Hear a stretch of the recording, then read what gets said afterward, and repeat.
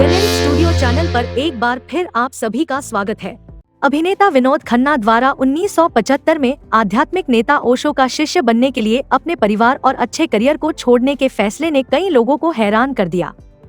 उनका बड़ा बेटा अक्षय खन्ना उस समय महज एक बच्चा था और पिता के फैसले को समझ नहीं सका। हालांकि अक्षय ने कबूल किया कि 15 साल की उम्र तक उन्हें अपने पिता के जीवन पर ओशो और रजनीशियों के प्रभाव का एहसास नहीं हुआ था। अक्षय ने बताया था कि परिवार को त्यागना त्याग या संन्यास का एक पहलू मात्र था, न केवल अपने परिवार को त्यागने के लिए बल्कि संन्यास अपनाने के लिए। संन्यास में आपके पूरे जीवन का त्याग करना शामिल है, परिवार तो इसका एक घटक मात्र है।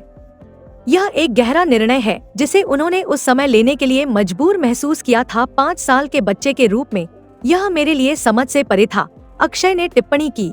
ताल अभिनेता ने स्वीकार किया कि इसका उनके पिता पर गहरा प्रभाव पड़ा होगा, जो उनके लिए जीवन बदलने वाला ऐसा विकल्प चुनने के लिए पर्याप्त था, खासकर जब ऐसा लगता है कि आपके पास जीवन में सब कुछ है और जब जीवन आपको और कुछ नहीं देता दिखता है।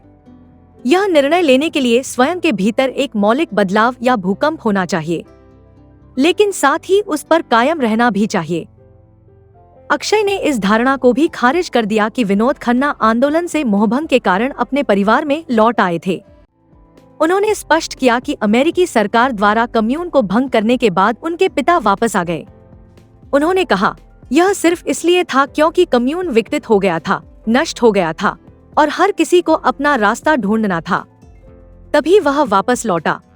अक्षय ने आध्यात्मिक नेता ओशो के प्रति अपना गहरा सम्मान व्यक्त करते हुए कहा, मुझे यकीन नहीं है कि संन्यास कुछ ऐसा है जिसे मैं अपना सकता हूँ, लेकिन इसका मतलब यह नहीं है कि मैं उनके प्रवचनों की सराहना नहीं कर सकता, उनकी बुद्धि, वक्तृत्व कौशल और उनकी प्रशंसा नहीं कर सकता। दर्शन शास्त्र, मैं उनके प्रति गहरी श्रद्धा रखता हूँ, उन्होंने निष्कर्ष निकाला। कैंसर से जूझने के बाद अप्रैल 2017 में विनोद खन्ना का निधन हो गया। 1968 में मन का मीत से अपनी शुरुआत के बाद उन्होंने श्रीदेवी और ऋषि कपूर के साथ मेरे अपने और चांदनी सहित कई प्रतिष्ठित फिल्मों में अभिनय किया।